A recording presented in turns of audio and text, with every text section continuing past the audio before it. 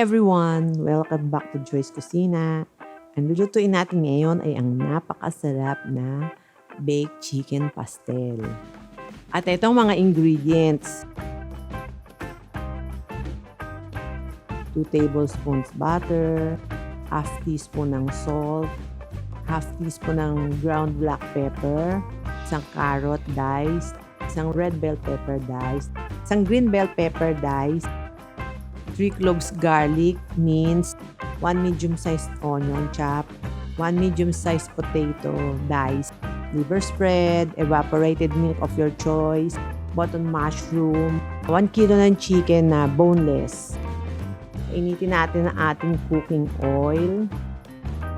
Igisa na natin yung ating bawang. Lagyan natin yung ating onion. Tapos yung butter naman.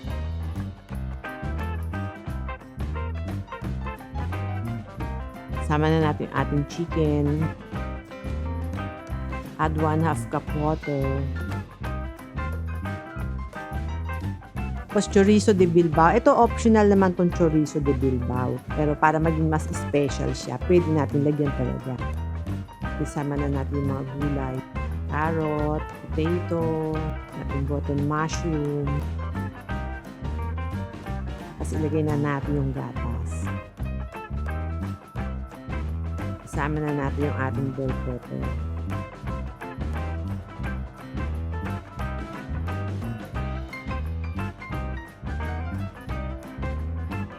Season with salt, pepper,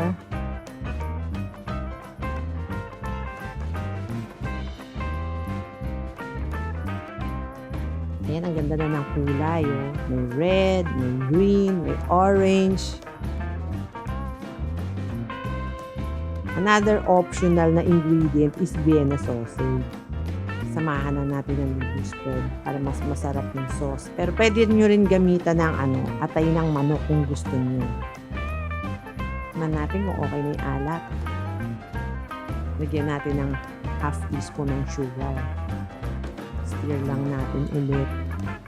Lutuin lang natin hanggang sa medyo lumapot siya. Ayan. Pwede na natin itong i-serve. Gagawa naman tayo ng crust. Kailangan natin 1.5 cups ng flour, 1/2 teaspoon ng asin. Haluin lang natin to.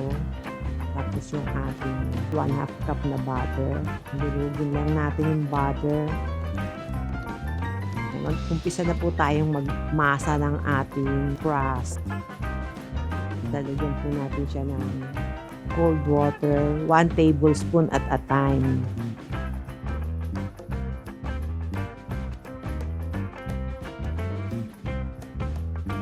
Ayan, ngayon po okay na po yung ating crust. Nabilig na po natin yung ating dough. I-rest naman po natin siya sa ref for 30 minutes. Tapos ipa-flatten na natin siya. Ayan, pwede na pong iserve ito ng ganito. Another way of serving this ay yung i-bake natin siya na may crust.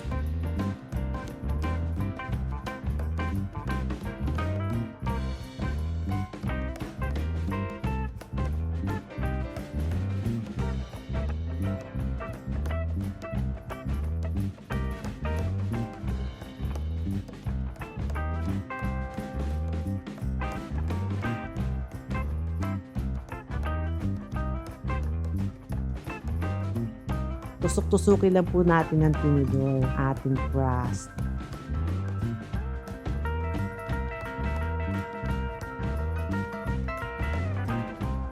Tapos inside naman niya, gamitin po natin yung fork para magkaroon po ng decoration yung ating crust. Ipe-press lang po natin yung fork do sa crust. As i-bake na po natin siya sa preheated oven na 250 degrees Fahrenheit. I-bake po natin siya for 15 to 20 minutes or until maging brown na po yung crust.